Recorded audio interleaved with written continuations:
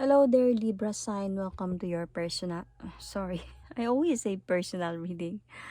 Monthly reading. This is your reading for the month of June, Librans, my co-Librans. Let's see. Libra, hindi lahat ng Libra makaresonate sa reading na to, okay? So, takes what resonates and leave the rest. Cross-watchers, pwedeng kayo to at hindi sila Libras. Put yourself in a situation kung saan kayo naka-resonate. Libra, if hindi kayo naka-resonate sa reading na to, please to check your other placement, your sun, your moon, your rising, your Venus signs, dahil pwedeng doon kayo maka-resonate. Like me, noon, if nanonood ako ng tarot cards, pinapanood ko yung moon sign ko as a Scorpio. So, Scorpio ako nanonood at saka sa Libra. Kasi mostly, mas nakaka-resonate ako sa Scorpio kasi yun yung moon sign ko. Check your moon sign kasi yun yung importante sa tarot readings. To watch your moon sign as well. Okay, so if hindi kayo naka-resonate dito sa sun sign ninyo. So, pwede din tong kasi doon makontinue yung reading ninyo from Libra to your moon sign or your rising sign. Anyway, mostly kasi sa moon sign talaga. So, however, maka-resonate pa din kayo. So, let's start Libra. I'm going to do a past, present, future. And ano yung gusto niyan sabihin sa'yo before that. Yun muna yung bibitawan natin na baraha. Ano yung gusto niyan sabihin sa'yo. And let's go. Libra, ano yung gusto niyan sabihin sa'yo?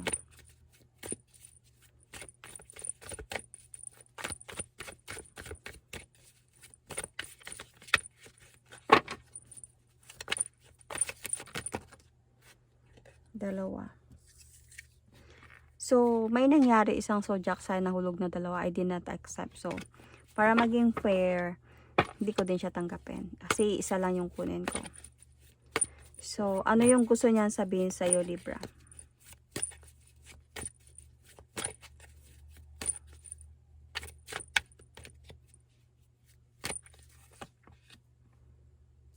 Libra, hindi na kita iiwan pa.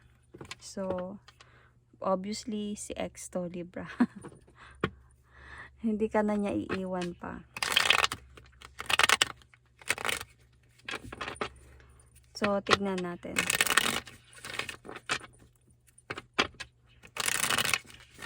What happened in the past?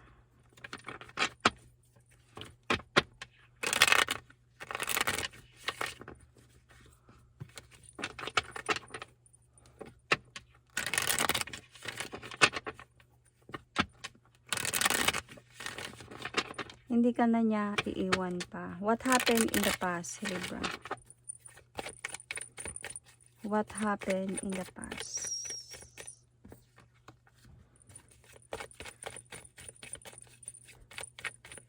Sa past pa lang parang meron ng pagsisisi yung person mo na nawala ka sa buhay niya.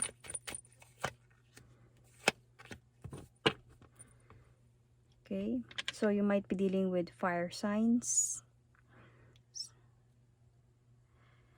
Anyway,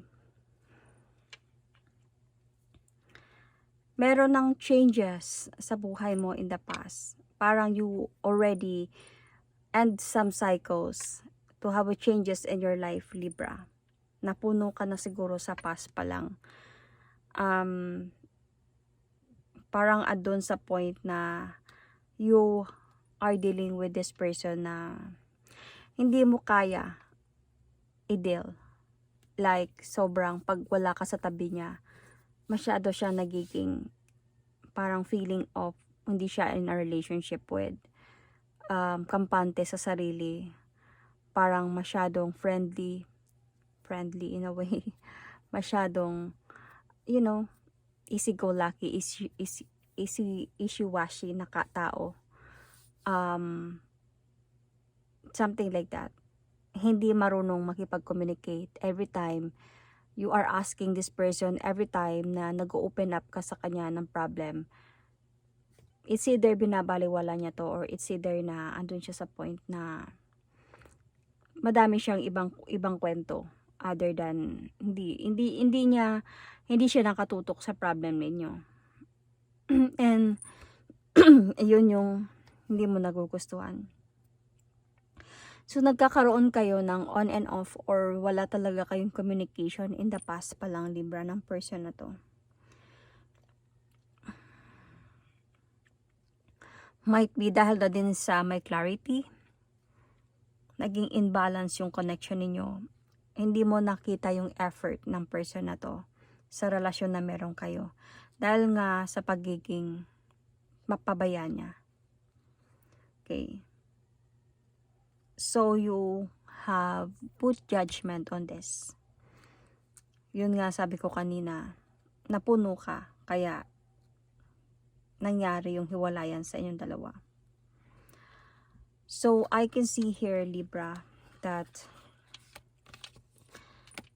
dumating sa point na mahirap para sa'yo. Kasi mahal mo to eh.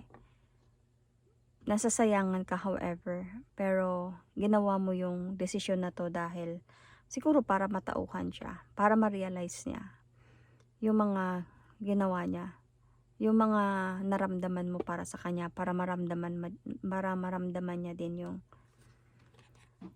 Pero yeah, I can see merong third party na involved dito eh, and nagkaroon to ng clarity sa'yo, and parang in the past pa lang gusto mo maghilom na.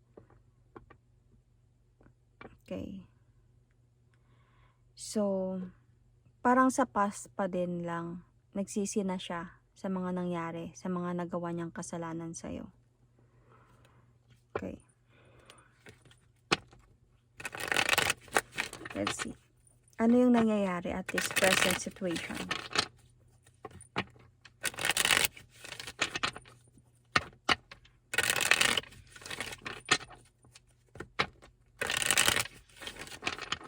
Anong nangyayari ngayong present situation ninyo, Libra?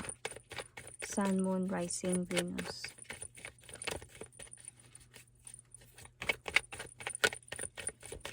Anong nangyayari at this present situation sa inyo, Libra?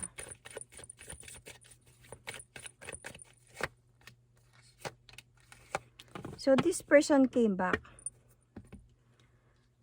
This person came back para sabihin sa'yo na nagbago na ako. Naayos ko na yung buhay ko.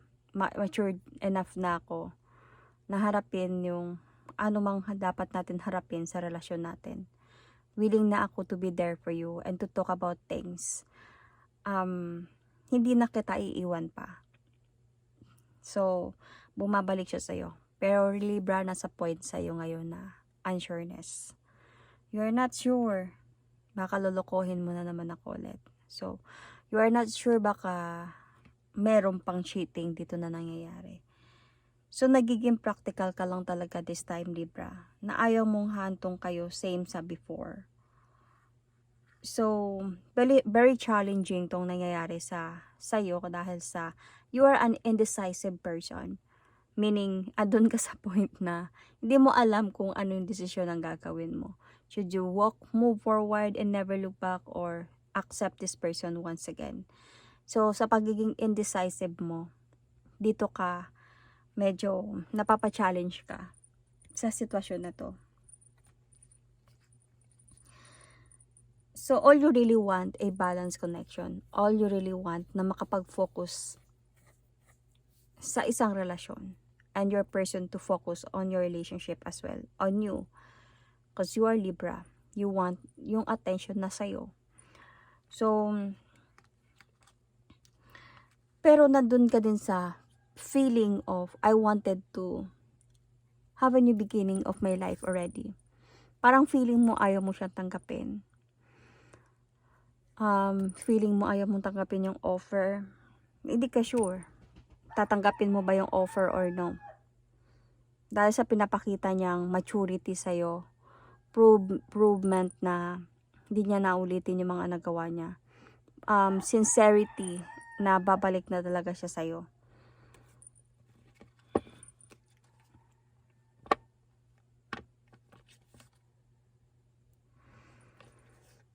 Okay.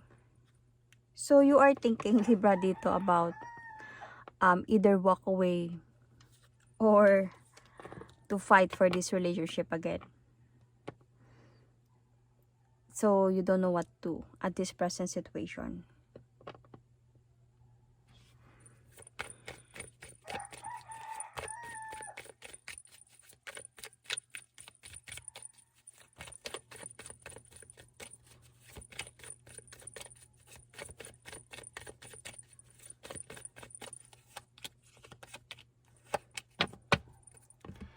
So, Libra, nakita ko kasi na baka bumabalik siya sa'yo tapos meron na naman siyang iba. Kasi kaya hindi ka sure dito.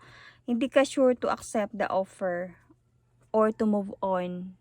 Okay? To rebuild yourself this time. Nandito ka. The Empress card. You got your power back. But you are not sure on moving forward na talaga. Because of what this person's doing sa'yo. Bumabalik siya, nanliligaw siya, nag-e-effort siya, nangangako siya. Sinusuyo ka niya talaga. So, you are not sure kung ano yung decision ng gagawin mo. O baka may Pisces din sa chart mo, okay? Check your placement. Or you might be dealing with a Capricorn as well. Same Libra, Aquarius, or Gemini.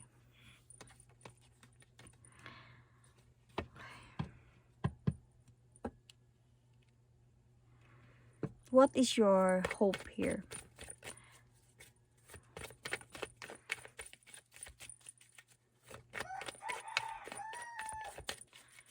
What is your hope?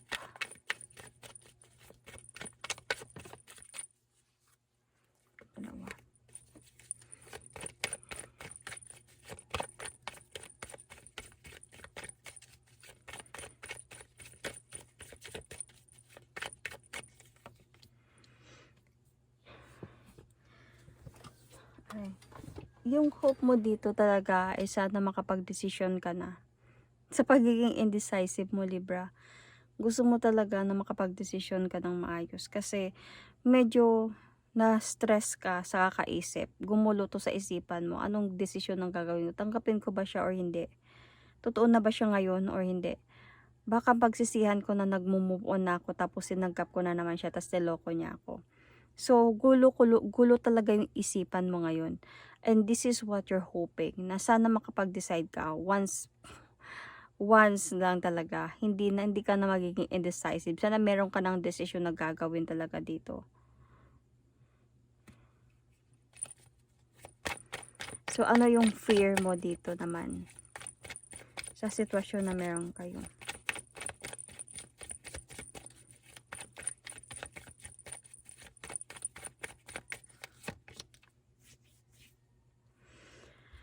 Okay, your fear is a total separation. Yung mawasak na talaga kayo ng tuluyan. May takot ka. Ibig sabihin, mahal mo pa din siya.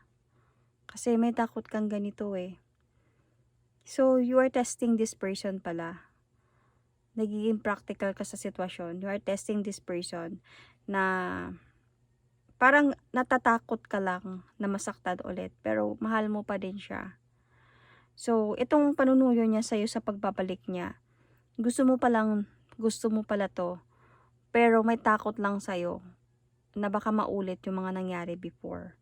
So, there is probably guides dito para sa'yo na hindi na kita iiwan pa. Baka this time, hindi ka na niya talaga naiwan na.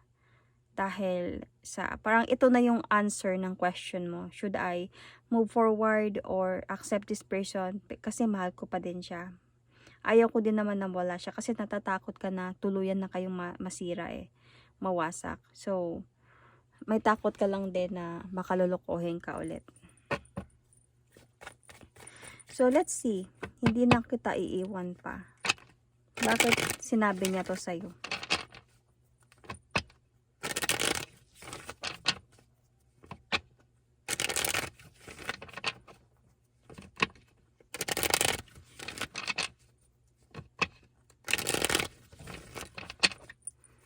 Hindi na kita iiwan pa.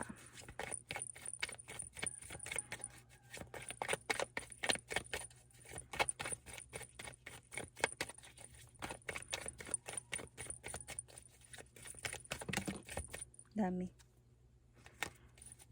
Bakit sinabi to sa'yo ng person mo? Hindi na kita iiwan pa.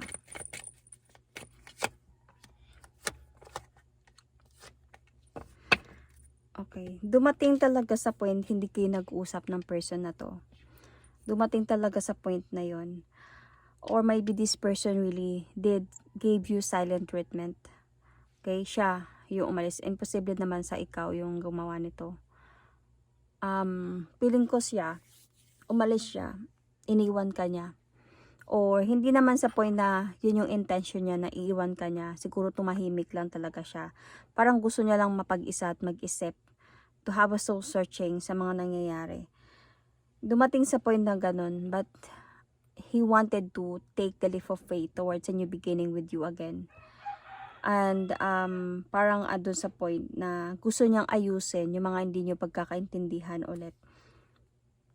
At ayusin yung relasyon ninyo, of course, to have gusto niya din mangyari talaga yung magkaroon kayo ng successful relationship at ipaglaban yung relasyon ninyo.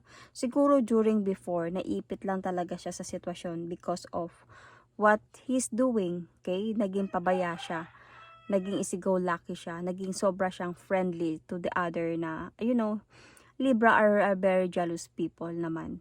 They give freedom, Libra give freedom, as long as nakikita nila na kampante sila sa partner nila, na may tiwala sila sa partner nila, pinapakita yung pagmamahal sa kanila ng partner nila. So they can really give freedom.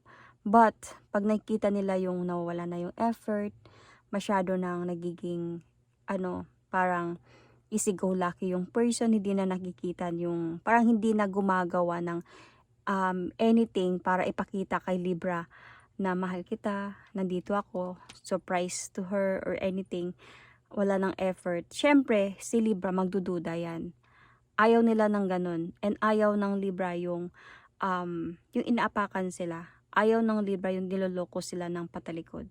Much better na sabihin mo na lang ng klaro-klaro sa isang Libra na hindi kita mahal, I'm sorry, ganyan, hindi nawalan yung pagmamahal ko sa'yo or mas better na sabihin na lang nila yun, tatanggapin pa yun ng isang Libra kaysa sa lokohin sila patalikod, yung pagsinungalingan sila. Sobrang worst sa mangyayari sa'yo pag ganun yung gawin mo sa isang Libra dahil hindi mo talaga magugustuhan kung ano yung magagawa ng isang Libra. Sobrang sakit ng maitatapon nilang salita sa'yo. So, ang ginawa kasi ng person na to is tumahimik siya. Might be, this person gave you, Libra, a silent treatment. And it makes you wonder. Doon ka natakot na baka binigyan ka niya ng silent treatment dahil nakipagsama na siya sa iba. You know, Libra are also overthinkers. They are air signs.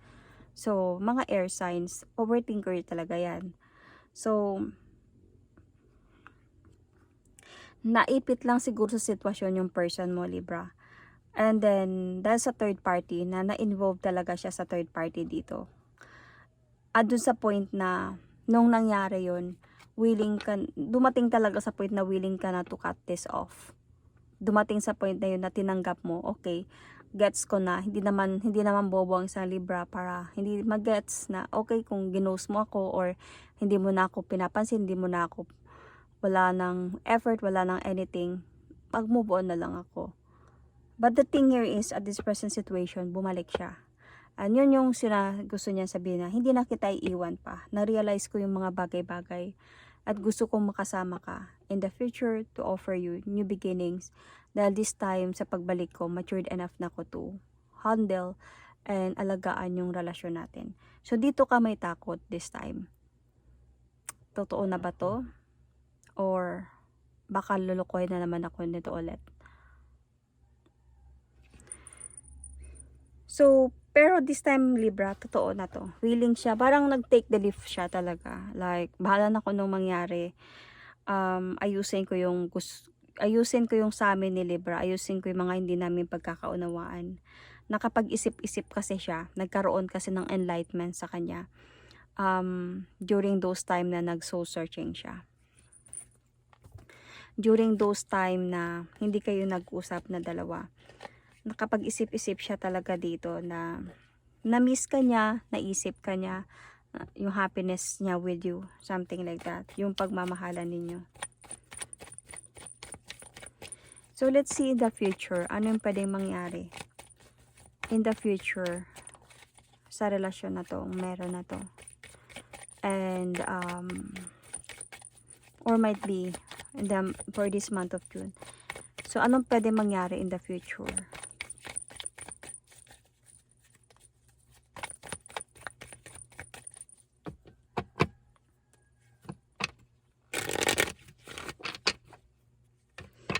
So Libra, you might be dealing with Virgo or any earth signs.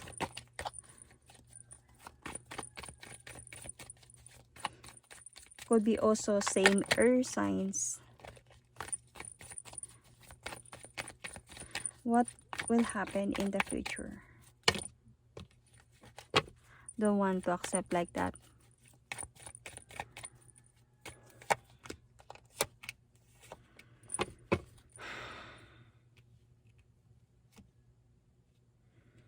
Oh, Libra. Kahit sabihin niya sa'yo na hindi na kita iiwan pa, Libra. Kahit sabihin natin na may fear sa'yo dito na tuluyan na talaga kayong mawasak. There is a possibility na mangyayari talaga yun in the future.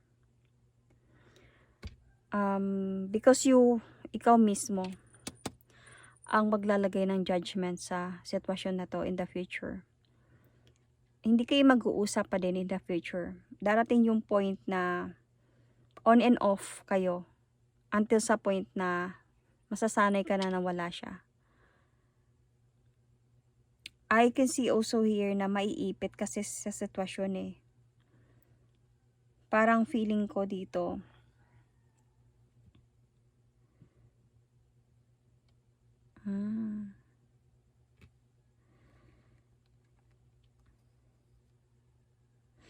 you are going to choose your freedom over this having a relationship with this person. Dahil sa takot mo nang masaktan, sa takot mo na mabetray ulit. So magde-decide ka talaga to walk away from this in the future, Libra. Parang you are going to focus on yourself this time and then yung new beginning sa sarili mo. Na hoping ka for one day, merong bago na darating sa buhay mo. You want a new one, a changes. Ayaw mo na ng ganitong sitwasyon. Darating yung araw na makapag-decide ka ng ganito. You want to heal from this. Okay? Gusto mo nang darating sa'yo yung new beginning, which somebody na magiging proud na sa'yo, which somebody na magiging happy and fulfilled, na ibibigay sa'yo ang lahat, yung ipaprioritize ka na. So, even though sabihin natin in the future na gusto mong mangyari talaga na magkaroon talaga ng serious, successful relationship to build a family, could be somebody who going to offer that. Yun yung pwede gusto mong mangyari. Pero I think sa pagbabalik ng person na to, even though mag-e-effort siya sa'yo to offer you a new beginning, you will not going to see sa taong ito yung totoong, parang yung gusto mong mangyari. Kasi parang lagi ka nang nag-iisip. So you might have a Virgo in your chart, okay? Kasi parang semi to sa Virgo na reading, pero not actually the same. May pagkahawig lang. Kasi dito hindi ko naman nakita na na may family yung person or may other person na na-involve, like naging seryoso, wala. Pero sa Virgo may nakita akong ex. So dito wala. It's just that masyado lang siya naging pabaya, masyado siyang naging mapaglaro. And dun ka natatakot na baka wala ka makikitang future sa kanya kung tatanggapin mo pa siya ulit. Kahit sabihin niya pa na hindi na kita iiwan pa, parang may fear na sa'yo dito na baka malulukuin ka na naman ulit, baka may tinatago, baka mangyayari yung mga nagawa niya ulit before. So in the future, pwedeng you will going to decide to put judgment on this. And siguro dahil sa nasanay ka nung time na hindi ka niya kinausap, parang nasanay ka nang wala siya. And nung bumalik siya, parang okay ka na kahit wala siya. Naipit ka sa sitwasyon, yes, kasi minahal mo din tong person na to eh. Pero marami ng doubts sa'yo. Kaya nahirapan ka din. Parang feeling mo, yes, I wanted na magkaroon ako ng magandang relasyon, which is mahal ko talaga at mamahalin ako. Pero in this situation, I better have my freedom right now. Kasi ayaw kong, parang feeling ko naiipit ako sa sitwasyon. Meaning, parang feeling mo, wala kang freedom. Parang feeling mo, example, bumabalik siya sa'yo.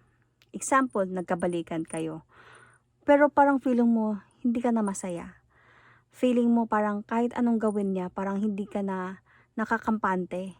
Parang kahit anong gawin niya is parang feeling mo, hindi na. Kasi iba ang Libra eh. Ang Libra kasi, pag nagmahal sila, sobra-sobra. So, ang Libra pag nagmahal, bigay todo yan.